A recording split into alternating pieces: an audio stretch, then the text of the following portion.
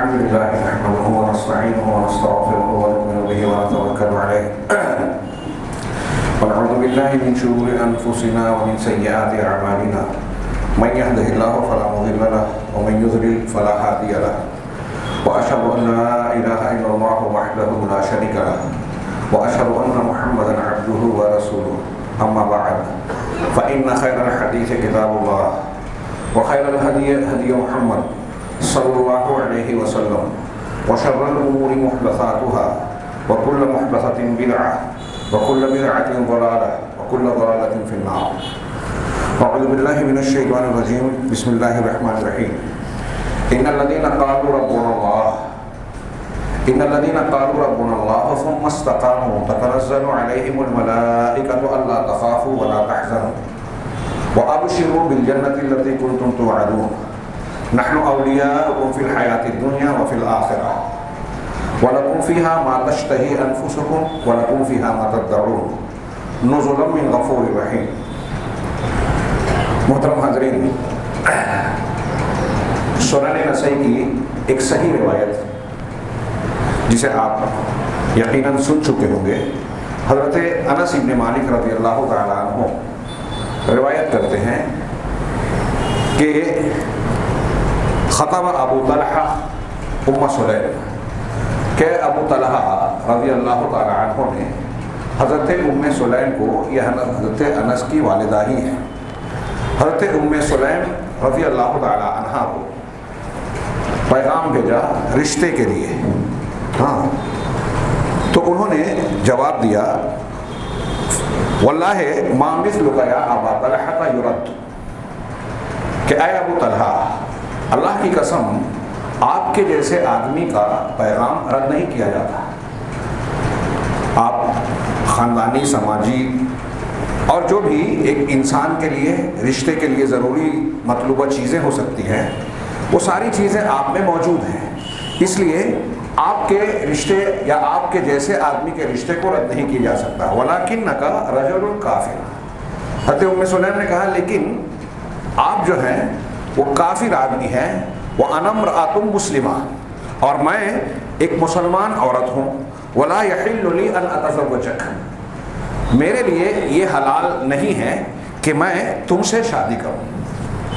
میرے لیے یہ حلال نہیں ہے کہ میں تم سے شادی کروں. فَإِن تُسْلِمْ فَذَلِكَ مَهْرِي وَمَا أَسْأَلُكَ غَيْرَهُ، اگر آپ اسلام قبول کر لیں، مسلمان ہو جائیں، تو میں اس کو قبول کروں گی اور آپ کا مسلمان ہونا ہی میرا مہر ہوگا. میں اس کے علاوہ کسی اور چیز کا بطور مہر آپ سے مطالبہ نہیں کروں گی. پھر اس کے بعد یہاں اس روایت میں اختصار ہے فَأَسْلَمَ، حضرت ابو طلحہ مسلمان ہو گئے. بعض روایتوں میں اس کی مزید تفصیل ہے کہ حضرت ام سلیم رضی اللہ تعالی عنہ نے صرف اتنا ہی نہیں کہا بلکہ ساتھ میں یہ بھی پوچھا، یہ بھی کہا، لمحہ فکریہ اور تدبر کا نقطہ دیا کہ غور کرو ابو طلحہ، جس بت کی تم پوجا کرتے ہو یہ کیا ہے؟ اس کو ایک بڑھئی تراشتا خراشتا ہے، تم اسے حکم دیتے ہو. کوئی بڑھئی جس کو ہم مستری کہیں یا جو بھی کہیں، ہاں، اس کو کاٹتا تراشتا ہے اور اس کو شکل و صورت دیتا ہے. تم نے خود اپنے ہاتھ سے بنایا یا بنوایا اور پھر تم اس کی پوجا پاٹ کرتے ہو. کیا وہ تمہاری ضرورتوں کو سنتا ہے، جواب دیتا ہے، تمہارے کسی نفع اور نقصان کا اختیار رکھتا ہے؟ ذرا غور تو کرو. اس تفصیلی روایت میں ہے کہ ابو طلحہ وہاں سے لوٹے اور حضرت ام سلیم کی یہ آخر کی باتیں ان کے دماغ میں گردش کرنے لگی کہ واقعی جن بتوں کی ہم پرستش کرتے ہیں یہ ہمیں کوئی فائدہ نہیں پہنچا سکتے. یہ کیا سنیں گے، کیا جواب دیں گے، اور جب اس کی بھی طاقت نہیں ہے تو ہمارے کام آنا تو دور کی بات ہے، کس بنیاد پر ہم ان کی پوجا عبادت کریں. چنانچہ پھر یہ نتیجہ نکلا فَأَسْلَمَ، بعد میں آئے، اسلام قبول کیا. فَكَانَ ذَلِكَ مَهْرُهَا، یہی ان کا مہر تھا. اس روایت کے راوی ایک طاووس ہیں، تابعی، وہ کہتے ہیں کہ میں نے حضرت ام سلیم سے بہتر مہر کسی کا نہیں پایا. اسلام میں سب سے بہتر مہر اس عورت کا ہے. یہ ایک صحابیہ حضرت ام سلیم رضی اللہ تعالی عنہا ہے. ان کے متعدد واقعات اگر ان کی سیرت پڑھی جائے تو ایک لمبی چوڑی کتاب تیار ہو سکتی ہے. یہ وہی صحابیہ ہیں اور یہی ابو طلحہ ہیں ان کے شوہر، جن کا بخاری مسلم کا وہ واقعہ ہم پڑھتے ہیں بخاری کا، کہ مہمان رسول کو رات میں لے گئے، بچوں کے خوراک کے برابر صرف کھانا گھر میں موجود تھا، بچوں کو بہلا پھسلا کر دونوں نے سلا دیا، مہمان کو اندر بلایا، چراغ گل کر دیا اور پھر کھانا ان کو کھلا دیا، ظاہر یہ کیا کہ ہم بھی کھا رہے ہیں۔ اندھیرے میں مہمان کو یہ بات سمجھ میں نہیں آئی کہ یہ کھانے سے محروم ہے، اور انہی کے سلسلے میں جب دوسرے دن اللہ کے رسول صلی اللہ علیہ وسلم کے پاس پہنچے تو اللہ کے رسول نے بتایا کہ تمہاری اس ادا اور اس عمل سے خوش ہو کر اللہ رب العالمین نے یہ آیتیں نازل کی ہیں سورہ حشر کی، وَيُؤْثِرُونَ عَلَىٰ أَنفُسِهِمْ وَلَوْ كَانَ بِهِمْ خَصَاصَةٌ، کہ یہ ایسے مسلمان ہیں، انصار کی تعریف کرتے ہوئے اللہ نے بتایا کہ اپنے نفس پر دوسروں کو ترجیح دیتے ہیں چاہے انہیں شدید ضرورت ہو، بھوکے ہیں، ضرورت ہے، لیکن خود بھوکے رہ کر دوسروں کو کھلا دیا۔ یہ وہی ام سلیم ہے، یہ وہی ام سلیم ہے جنہوں نے، بچہ بیمار تھا، ابو طلحہ گھر سے باہر گئے، واپس آئے، پوچھا اب بچہ کیسا ہے؟ کہا اب آرام سے۔ بچے کا انتقال ہو چکا تھا۔ تھوڑی دیر کے لیے غور کیجئے، ایک ماں کے لیے بچے کی موت کے بعد کیا رد عمل ہمارے سماج اور معاشرے میں تصور کیا جاتا ہے، اور صحابیہ کا کردار کیا تھا۔ شوہر سے کہا اب آرام سے ہے، کھانا کھلایا، شوہر کی ضروریات پوری کی، اس کے بعد سمجھا کر کہا کہ کوئی امانت کسی کی ہو اور وہ واپس طلب کرے تو کیا کرنا چاہیے؟ دے دینا چاہیے۔ اللہ نے ایک امانت دی تھی، لے لی۔ ابو طلحہ کو یہ برا لگا کہ رضی اللہ عنہ کہ میں نے وظیفہ زوجیت ادا کیا گھر میں اتنی دیر سے اور بچہ مر چکا ہے۔ نبی کریم صلی اللہ علیہ وسلم سے جب ذکر کیا تو اللہ کے رسول صلی اللہ علیہ وسلم نے اس پر ام سلیم کی تعریف کی اور کہا کہ رات میں جو تم دونوں نے آپس میں ملاقات کی ہے، اس عمل کے بدلے میں اللہ تبارک و تعالیٰ تمہیں نیک اور صالح اولاد دے گا۔ یہ اور اس قسم کے واقعات اس صحابیہ کے دیکھیے کہ ایک کافر آدمی رشتہ بھیج رہا ہے، وہ اس بات کا اعتراف کر رہی ہیں کہ ایسے آدمی کا رشتہ ہے کہ رد نہیں کیا جا سکتا، لیکن کافر ہے اس لیے میں نکاح نہیں کر سکتا۔ اس واقعے کو ذہن میں رکھیے اور آج کے ہمارے حالات کو دیکھیے کہ ہمارے سامنے ایک سنگین مسئلہ کئی خبروں کی شکل میں سامنے آ رہا ہے کہ بعض مسلمان لڑکیاں غیر مسلموں سے شادی کر رہی ہیں، کچھ مسلمان لڑکیاں اور بعض لڑکے ارتداد کا شکار ہو رہے ہیں۔ ہمارے بہت سارے نوجوان شبہات کے فتنوں کا شکار ہو کر ایسے مواقف، عقیدے اور منہج کو اختیار کر رہے ہیں جس کو اگر اصولی طور پر دیکھیں تو وہ اسلام سے خروج ہے، ارتداد ہے۔ کوئی صحابہ کرام کو نشانہ بنا کر، کوئی حدیثوں کا انکار کر کے، کوئی کسی اور نئی جماعت اور نئی شخصیت جو مشہور ہے اس سے متاثر ہو کر۔ ایک طرف یہ دیکھیے، میں نے ایک صحابیہ کا تھوڑا سا کردار بتایا۔ پہلا کہ ایک کافر سے کہا کہ نکاح نہیں کر سکتے، اتنا ہی نہیں بلکہ ان کو جو بات کہی مختصر میں اس نے ایسا اثر کیا کہ ان کو اسلام لانے کی ان کے لیے راہ ہموار ہو گئی، اللہ کی توفیق مل گئی، یعنی وہ داعیہ بن گئی، ایک آدمی کے مسلمان ہونے کا ذریعہ بن گئی۔ آج ہمارے سماج میں ایسے کردار کا تصور ہے؟ ہمارے یہاں حضرت ام سلیم رضی اللہ تعالی عنہ کی یہ فکر موجود ہے کہ ایک آدمی اگر کافر ہے تو ایک مومنہ کا رشتہ اس سے ہو ہی نہیں سکتا۔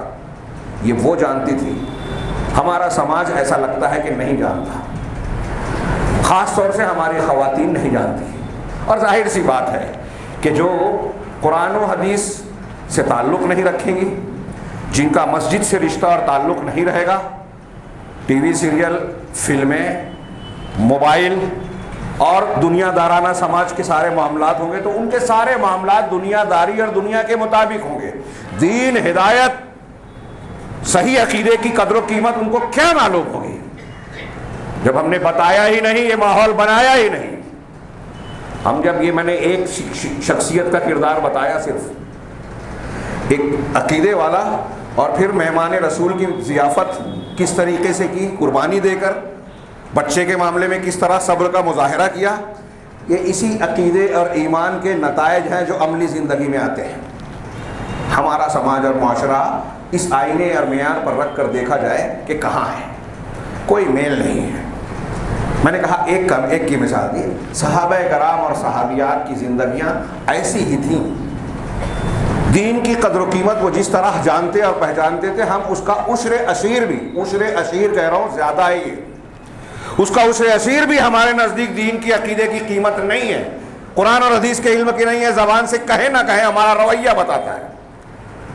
ہم زبان سے حدیثیں پڑھتے سنتے سناتے ہیں، خیرکم من تعلم القرآن وعلمہ، سب سے بہترین شخص وہ ہے جو قرآن سیکھے سکھائے، لیکن ہمارا رویہ بتاتا ہے کہ قرآن کا سیکھنا سکھانا ہمارے نزدیک غیر ضروری ہے۔ سکھانے والا اور سیکھنے والا علم دین علم قرآن، ہمارا سوال ہوتا ہے کہ مدرسے میں بچہ پڑھے گا تو کھائے پیے گا کیا، کھلائے گا پلائے گا کیا، ہماری بچی اس سے شادی کر دے تو کیا کھلائے گا، عام رویہ۔ غور کیجئے، ان کے یہاں امام شافعی رحمہ اللہ نے اپنے بچے حضرت امام شافعی کو امام مالک کے پاس پڑھنے کے لیے بھیجا، واپس ہونے لگے، بڑا تحفہ تحائف دیا گیا، ابھی گھر نہیں پہنچے ہیں، اپنے شہر میں داخل ہو رہے ہیں، کسی نے جا کے ان کی والدہ سے بتایا کہ آپ کا بیٹا آیا اور بہت کچھ تحفے تحائف کی شکل میں لے کر آ رہے ہیں۔ کہا جا کے کہہ دو میں نے علم دین سیکھنے بھیجا تھا، دنیا کمانے نہیں بھیجا تھا۔ یہ اس دور کی ایک ماں کا، صحابہ کی نہیں، بہت بات کی بات ہے یہ، ایک ماں کا کردار یہ ہے کہ وہ یہ کہہ رہی ہے کہ میں تجھ سے دنیا نہیں دین کا علم سکھوانا چاہتی تھی۔ امام شافعی نے ماں کا یہ پیغام سنا تو سارے تحفے تحائف گھر پہنچنے سے پہلے تقسیم کر دیے، غربا میں مستحقین میں، خالی ہاتھ گھر آئے۔ آج ہمارے سوچنے کا انداز کیا ہے؟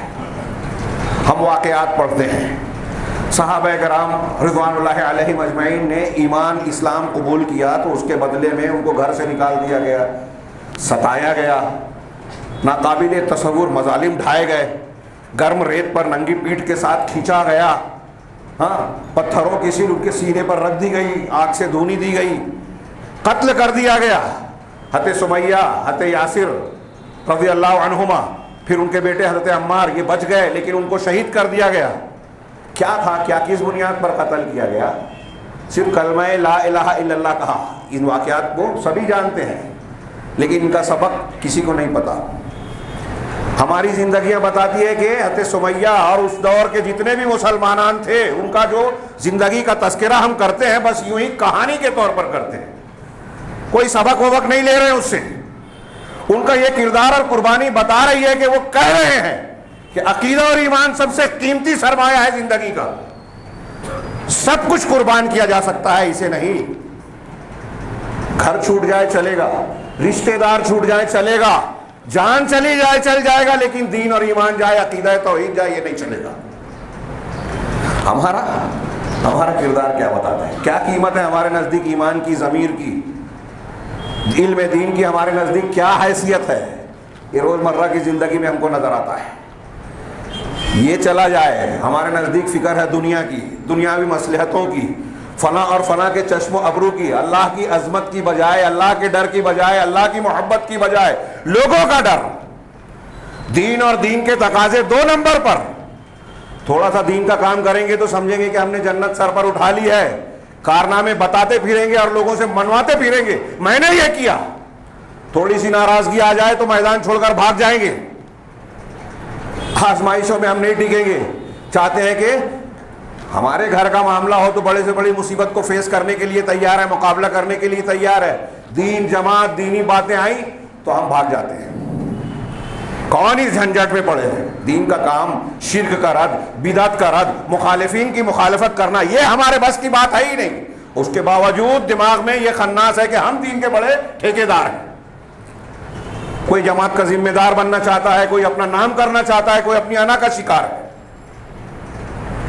میں عرض کرنا چاہتا ہوں سیدھی بات، ہمارے بیچیوں گناگوں مسائل ہیں، ایک ایک مسئلے کو ہم دیکھیں، ہمارے درمیان آج سماج میں خودکشی ہو رہی ہے، لڑکیوں کا معاملہ دین سے بغاوت کا ہے، نوجوان برگشتہ ہیں، گمراہی کا شکار ہیں، ہماری نسل آگے کہاں جا رہی ہے، کس طرح اللہ کے عذاب کو، مختلف قسم کے عذاب کو دعوت دے رہی ہے، اور مختلف قسم کے عذاب سے ہم روزانہ دو چار ہو رہے ہیں، لیکن ہماری آنکھیں کھلتی نہیں ہیں۔ کہیں سیلاب ہے، کہیں زلزلہ ہے، کہیں طوفان ہے، کہیں بیماریاں ہیں، کہیں آپس کے جھگڑے اور اختلافات ہیں، چین سکون انسان کو نہیں ہے۔ یہ چھوٹے چھوٹے عذاب بھی اللہ کی رحمت ہے کہ ہم کو جگا رہے ہیں، اللہ کا بڑا عذاب آ کر ہم کو ہمارا خاتمہ نہیں کر رہا ہے، لہذا آنکھیں کھولنی چاہیے۔ میں نے بات شروع کی تھی صحابیہ کے تذکرے سے، صحابہ کے ذکر سے کہ ان کے نزدیک اس دین کی، اس علم کی، اس ہدایت کی کیسی قیمت تھی۔ ابھی گزشتہ دنوں کئی مرتبہ مجھے پھر یاد آ رہا ہے، تذکرہ میں نے بعض خطابات میں کیا حضرت سلمان فارسی رضی اللہ تعالیٰ عنہ کا واقعہ۔ موقع نہیں ہے، ایک لمبا واقعہ مسند احمد میں، اور بعض دوسرے علماء نے اس کو پورا کا پورا جو نقل کیا خود حضرت سلمان فارسی حضرت ابن عباس سے بیان کرتے ہیں، تو کئی صفحات میں ہے۔ آتش پرست کے گھر میں فارس میں پیدا ہوئے، وہاں رہے، اپنے حالات بیان کرتے ہیں، میں تفصیل نہیں ذکر کرتے ہوئے۔ وہاں سے عیسائی قافلے کے ساتھ بھاگتے ہیں، شام جاتے ہیں، ہاں، پھر شام کے ایک شہر سے دوسرے شہر، ایک پادری سے دوسرے پادری کی طرف۔ انہیں لگا کہ جو ہمارا دین ہے مجوسیت، اس سے بہتر یہ عیسائیوں کا ہے جن کی عبادت کرتے ہوئے انہوں نے دیکھا تھا چرچ میں، کلیسا میں۔ ان کے بارے میں پوچھا کہ اس کی اصل کہاں ہے، کہا شام میں۔ قافلے کے ساتھ وہاں پہنچے، ایک پادری کے پاس قیام کیا، اس سے عیسائیت کی، نصرانیت کی تعلیم حاصل کی، انجیل کا علم حاصل کیا۔ پھر اس کا انتقال ہونے لگا، کہا اس کا علم اور کس کے پاس ہے؟ فلاں فلاں شہر میں فلاں فلاں پادری ہیں، عالم ہیں، ان کے پاس جاؤ۔ یہ وہاں سے نکل کے ان کے پاس جاتے ہیں، ایک کے بعد ایک، ایک کے بعد ایک۔ پھر اس میں بھی ان کی کچھ واقعات کی، جہاں قیام کیا وہاں کچھ تفصیلات۔ آخری پادری کے پاس جب گیا اور ان سے پوچھا کہ اب کوئی ہے ایسا جانکار، تو انہوں نے انجیل کے حوالے سے آنے والے نبی کی کچھ نشانیاں بتائی کہ وہ صدقہ نہیں لیتا، صدقہ نہیں کھائے گا، ہدیہ قبول کرے گا، اس کی پیٹھ پر، چھانے پر مہر نبوت ہوگی، ایسے ایسے ہوں گے۔ اور وہ ایسی ایسی سرزمین پر، مدینہ کے اطراف کی جو زمین کا حصہ جو انجیل وغیرہ میں بتایا گیا، اس کی نشانیاں بتائیں۔ وہاں جانے کے لیے حضرت سلمان فارسی جب کوشش کرتے رہے تو ایک قافلے والوں نے اپنے ساتھ لیا اور مدینہ کے قریب کے، مدینہ کے ایک یہودی سے انہیں بیچ دیا، غلام بنا دیا۔ اس چکر میں انہوں نے کچھ بکریاں، کچھ چیزیں کمائی تھی، ساری کے ساری خرچ کر دی۔ تھوڑی دیر کے لیے سوچئے، یہ کوئی چھوٹا موٹا سفر نہیں تھا، سالوں میں یہ سفر طے ہوا۔ فارس سے نکل کے شام، شام کے ایک شہر سے دوسرے شہر، پھر تیسرے چوتھے، پھر وہاں سے مدینہ، یہودی کے یہاں غلام بنا لیے گئے۔ ہاں، پھر دیکھا کہ جس کے غلام ہیں اس کے پاس ایک یہودی، اس کا بھائی آ کر کہتا ہے کہ ایک شخص آیا ہے، اس کے بارے میں یثرب والوں کا یہ خیال ہے کہ وہ نبی ہے۔ یہ کھجور کے درخت پر کام کر رہے تھے، جیسے ہی سنا کپکپاہٹ طاری ہوئی، ایسا لگا کہ میں گر جاؤں گا، فوراً نیچے اترے اور اس سے سوال کرنے لگے۔ تو ان کے مالک نے ایک تماچا مارا کہ تم کو اس سے کیا لینا دینا، اپنا کام کرو۔ پھر حضرت سلمان خاموشی سے کچھ تحفہ لیتے ہیں، کھانے پینے کا سامان، نبی کریم صلی اللہ علیہ وسلم کے پاس گئے، کیفیت بنائی، تفصیل کا ذکر کا موقع نہیں ہے، آپ کو وہ دیا اور کہا کہ یہ میں نے کچھ صدقے کے طور پر رکھا تھا اور میں نے رکھ چھوڑا تھا، آپ اسے قبول کریں۔ کہا، دے کر میں کنارے ہو گیا اور دیکھنے لگا کہ آپ کیا کرتے ہیں۔ دیکھا کہ آپ نے یکے بعد دیگرے کئی لوگوں کو بلایا اور وہ تقسیم کر دیا، آپ نے خود استعمال نہیں کیا۔ میں نے کہا یہ ایک نشانی ہے۔ کچھ دنوں کے بعد پھر لایا اور کہا کہ میں نے دیکھا کہ آپ صدقہ استعمال نہیں کرتے، تو یہ ہدیے کے طور پر ہے، آپ اسے قبول فرمائیں۔ کھانے کی چیز تھی، آپ نے قبول کیا، خود کھایا، صحابہ کو بھی کھلایا۔ کہا یہ دو نشانیاں ہیں، اب تیسری رہ گئی۔ پھر چند دنوں کے بعد گئے آپ کے پیچھے پیچھے، آپ ایک جنازے میں بقی کے مقام پر تشریف لے گئے تھے، کسی صحابی کا انتقال ہوا۔ حضرت سلمان نے دور سے دیکھا، اللہ کے نبی صلی اللہ علیہ وسلم کے پیچھے جانے لگے، آپ نے انہیں دیکھ لیا اور سمجھ گئے کہ یہ میری نشانی دیکھنا چاہتے ہیں۔ آپ نے جان بوجھ کر اپنے شانے کی چادر کو گرا دیا، مہر نبوت نظر آنے لگا، چمک رہا تھا۔ حضرت سلمان فارسی رضی اللہ تعالیٰ عنہ نے دور سے دیکھا، لپک کر گئے، رسول اللہ صلی اللہ علیہ وسلم کو لپٹ گئے اور مہر نبوت کو چومنے لگے، آنکھوں سے آنسو جاری ہو، رونے لگے۔ اللہ کے رسول صلی اللہ علیہ وسلم نے پوچھا کیا بات ہے، آگے ہو۔ پھر انہوں نے اپنا پورا قصہ سنایا۔ نبی کریم صلی اللہ علیہ وسلم نے، حضرت سلمان کہتے ہیں ابن عباس، جس طرح میں تم سے بیان کر رہا ہوں ایسے ہی میں نے نبی صلی اللہ علیہ وسلم سے بیان کیا۔ میرا یہ قصہ اور واقعہ آپ کو بہت پسند آیا اور آپ نے صحابہ کرام کو بلایا اور آپ نے کہا کہ ان صحابہ کرام کو بھی یہ واقعہ سنو۔ یہاں تھوڑی دیر کے لیے غور کیجئے کہ سلمان فارسی ایک کافر گھر میں پیدا ہوئے، کس طریقے سے حق کی تلاش کی، صحیح دین کی جستجو میں لگے رہے، ایک دن، دو دن، مہینے، 2 مہینے، سال، 2 سال نہیں، اور اس طرح نکلے کہ گھر واپس نہیں لوٹے، سال ہا سال لگ گیا۔ اور پھر نبی کریم صلی اللہ علیہ وسلم تک اللہ نے پہنچایا، توفیق دی، سچائی اور حق کو پہنچایا۔ جب سچی طلب تھی تو اللہ تبارک و تعالیٰ نے ان کو نبی سے ملایا، ایمان لایا۔ اور وہ کہتے ہیں کہ اسی جستجو میں بدر اور احد سے محروم رہا، اس کے بعد خندق میں شریک رہا، غزوہ خندق میں، اور خندق کے بعد ہر مشہد میں موجود رہا۔ تو سلمان فارسی کے اس واقعے میں کتنی عبرت کی باتیں ہیں، اگر صرف ہم اس ایک واقعے پر گفتگو کریں تو وقت کم پڑے گا۔ سب سے موٹا، سب سے اہم سبق کہ حق کی جستجو اور تلاش میں انہوں نے کتنی محنتیں کی۔ آج ہم اپنے گھر بیٹھے ہیں، ماں باپ سے جو دین روایت مل گئی اسی پر اکتفا کیے ہیں، سچائی کی تلاش نہیں ہے، حق کی جو ہے جستجو نہیں ہے، طلب نہیں ہے، اور مل گیا تو اس کی قیمت نہیں ہے۔ اپنے آپ کو جنت اور جنت کا جنتی اور جنت کا ٹھیکیدار سمجھ رکھا ہے۔ ابو بکر صدیق، عمر فاروق جنت کی بشارتیں زبان رسالت سے مل جانے کے باوجود روتے تھے، تڑپتے تھے، نیک اعمال کے لیے لپکتے تھے، اور ہم مطمئن بیٹھے ہیں۔ کیوں پڑے دین کے چکر میں، جھنجھٹ میں؟ کیا ضرورت ہے؟ علماء کو، علم دین کو ہم حقیر سمجھتے ہیں۔ یہی سب سے قیمتی دولت ہے۔ اس سے قیمتی دولت اور نعمت دنیا میں کوئی ہے ہی نہیں جس کی ہم ناقدری کرتے ہیں۔ یہ حضرت سلمان فارسی، اور میں کچھ واقعات چاہتا ہوں۔ حضرت سلمان فارسی رضی اللہ تعالیٰ عنہ کی اس بات میں ایک اور عبرت کا سامان علامہ ابن قیم نے بیان کیا، بھی میں نے شاید کسی درس میں ذکر کیا، کہ ایک طرف دیکھیے کہ نبی کریم صلی اللہ علیہ وسلم کے سگے چچا ابو طالب، سگے چچا ابو لہب، ہاں آپ کے گھر میں رہ رہے ہیں، قریب رہ رہے ہیں۔ ابو جہل آپ کے شہر میں رہ رہا ہے، آپ کی شخصیت کو جان رہا ہے، دیکھ رہا ہے، وحی کو سن رہا ہے، لیکن ہدایت سے محروم ہے، ہدایت سے محروم ہے۔ بہت عبرت کی بات ہے، خاندان، نسل، علاقہ کوئی معنی نہیں رکھتا۔ ہاں، نبی کو اپنی آنکھوں سے دیکھ رہے ہیں، نشانیاں دیکھ رہے ہیں، قرآن سن رہے ہیں، زبان رسالت سے، توفیق سے محروم ہے۔ کوئی بھی وجہ، باپ دادا کا دین، انانیت، سرداری، حق کو نہیں ماننا ہے۔ سلمان فارسی، صہیب رومی، بلال حبشی کہاں کہاں کے ہیں، کہاں سے آئے، کیسے کیسے آئے، اور اللہ کے نبی صلی اللہ علیہ وسلم تک پہنچ کر دین حق کو قبول کیا اور اعلیٰ امتیاز حاصل کیا۔ یہاں تک کہ سلمان فارسی کو زبان رسالت سے یہ خوشخبری اور یہ مقام ملا کہ سلمان و منا اہل البیت، کہ حضرت سلمان ہم اہل بیت میں سے ہیں۔ ابو طالب سگے چچا ہو کر محروم رہے، جہنمی کہلائے، اب مر گئے تو آپ دعائے استغفار نہیں کر سکتے، نبی سے کہا، اور سلمان فارس سے آ رہے ہیں اور اللہ کے رسول کہہ رہے ہیں کہ یہ ہمارے اہل بیت میں سے ہیں۔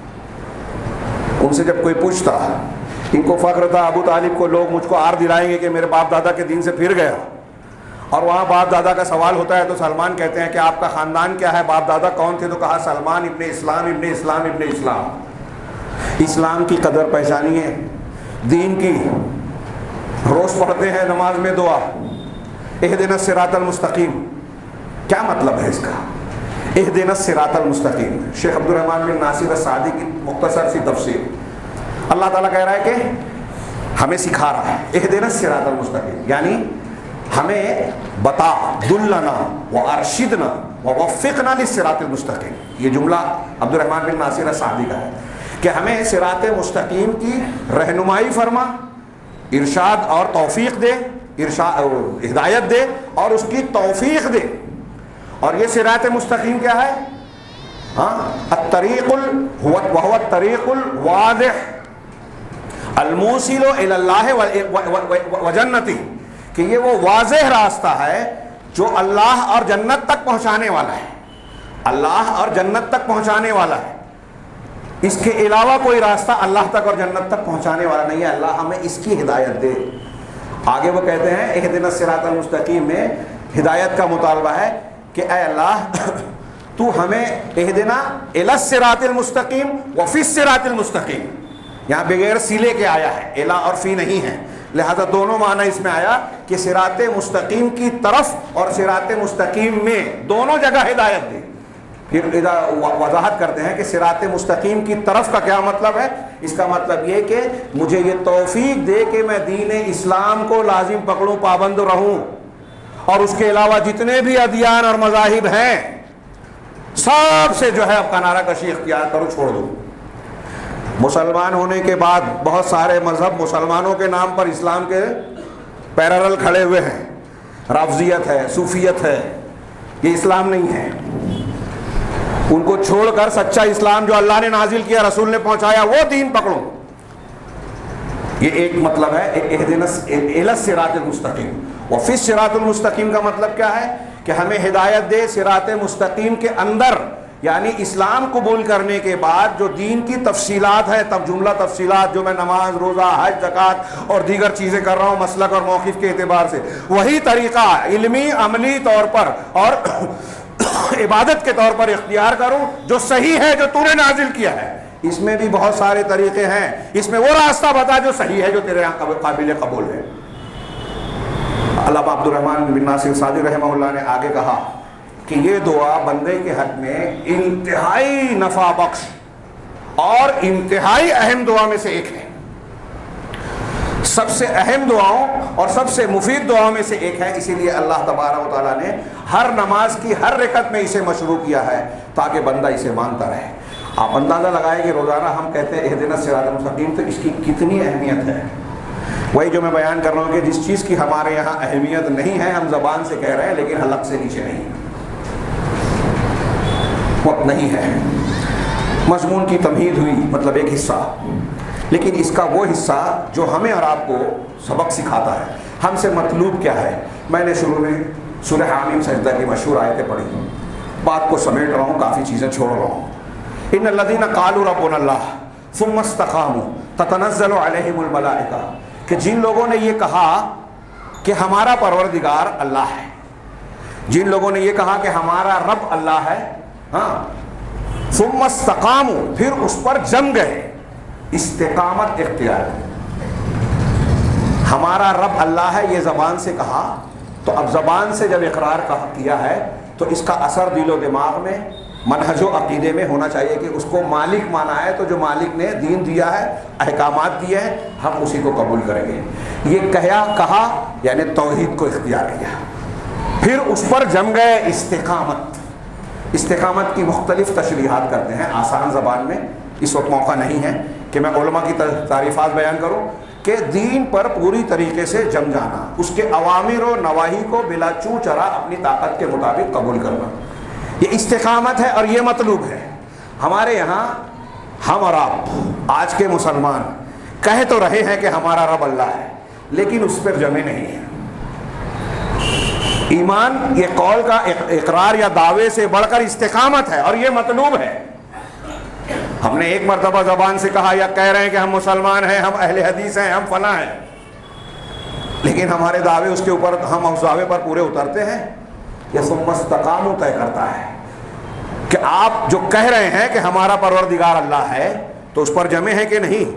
اس کی استقامت کے امام ماوردی نے کہا کہ جن لوگوں نے کہا کہ ہم ایمان لائے پھر اس پر جم گئے، مستقیم ہو گئے، اس کی 5 توجیحات کی ہیں، وجوہ بیان کی ہیں تفسیر کے الگ الگ. یہ ایک دوسرے سے اختلاف نہیں ہے، الگ الگ پہلو پیش کرتے ہیں.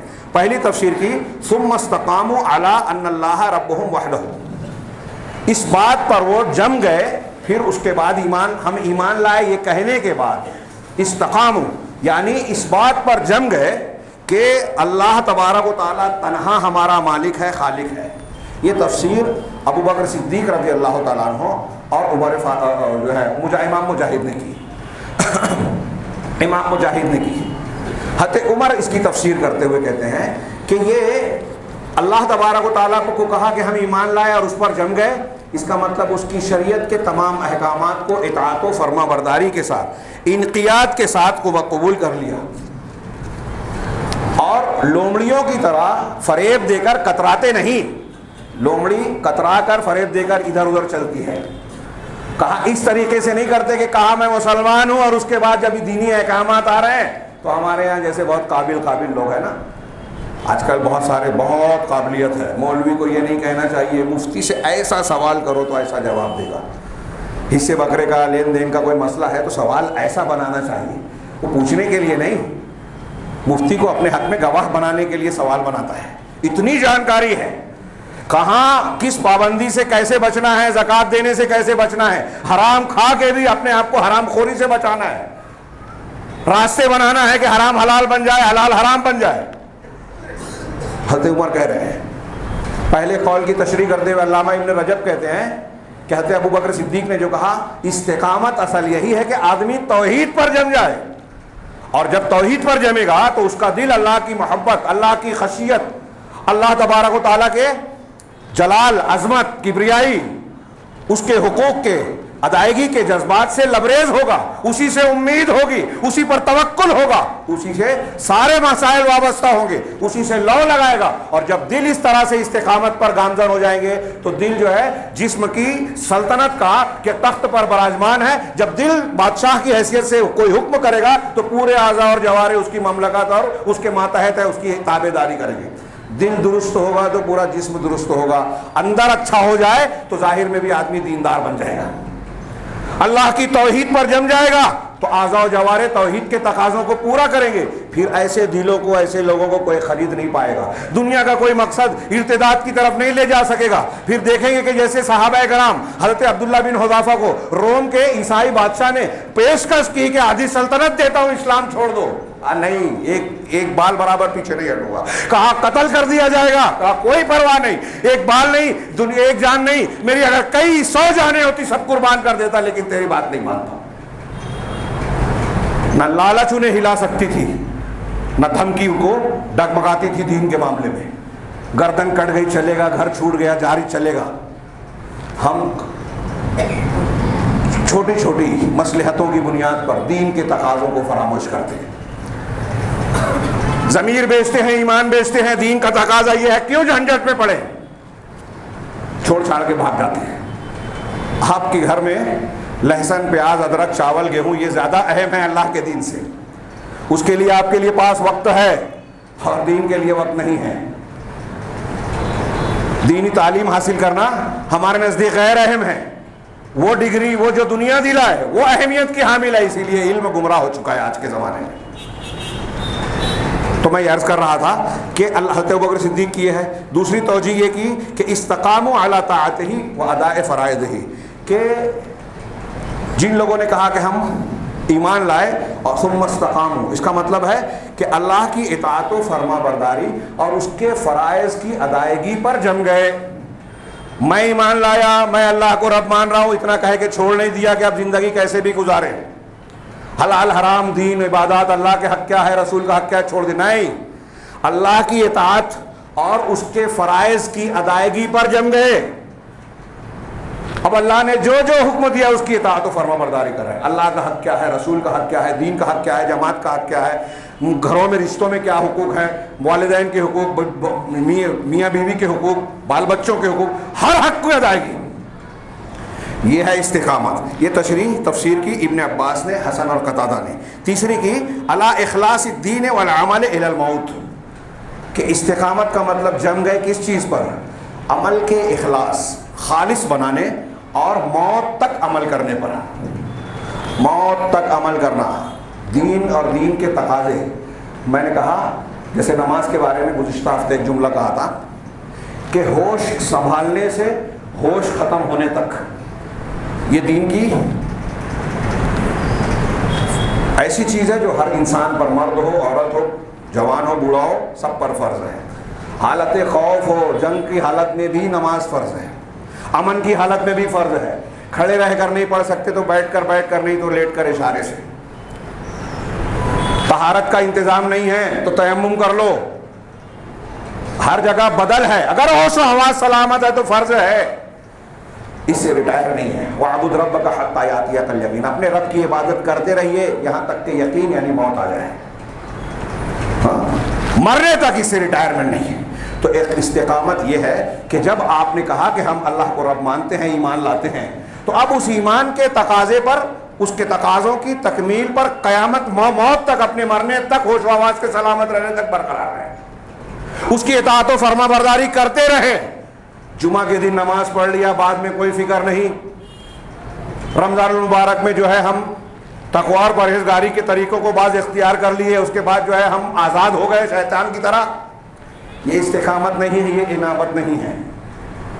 پوری زندگی جب تک ہوش و حواس، انسان سے بشری غلطیاں، بشری تقاضے کی وجہ سے غلطیاں ہوگی، اگر استقامت اور ایمان ہے تو بندہ اس سے توبہ کرے گا، اصلاح کرے گا، فوراً درست کرے گا۔ ہمارے یہاں یہ مزاج پایا جاتا ہے کیا؟ اگر کہیں کوئی غلطی ہے تو اسے کوئی سمجھا لے،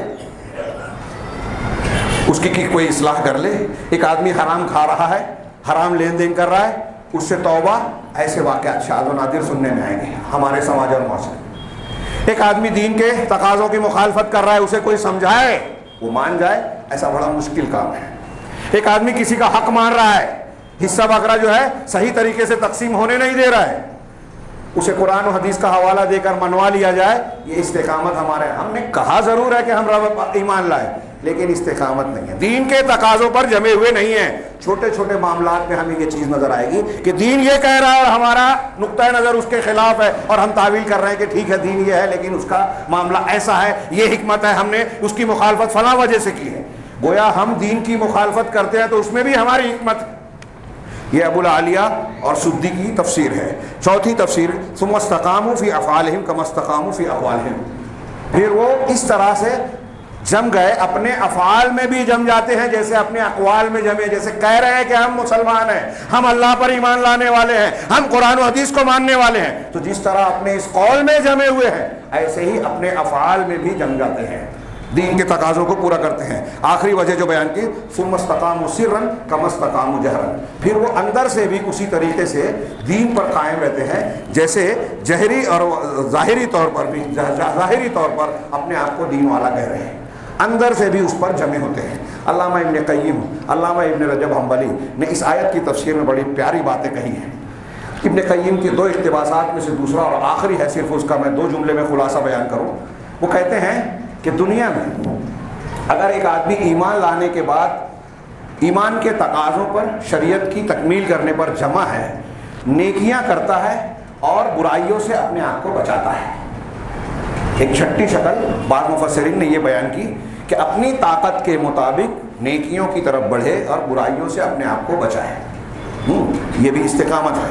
تو علامہ ابن قیم کہتے ہیں کہ قیامت کے دن جہنم پر جو پل لگے گا، پل صراط، اس کی جو تفصیل ہے کہ اس سے گزرے گا جب ایک ایمان والا آدمی، کافر تو گر ہی جائے گا، جہنم کے اندر کلابیب ہوں گی، عربی میں کلالیب کہا گیا ہے، اردو میں ہم اس کو کہیں گے آنکڑیاں، بڑی بڑی آنکڑیاں۔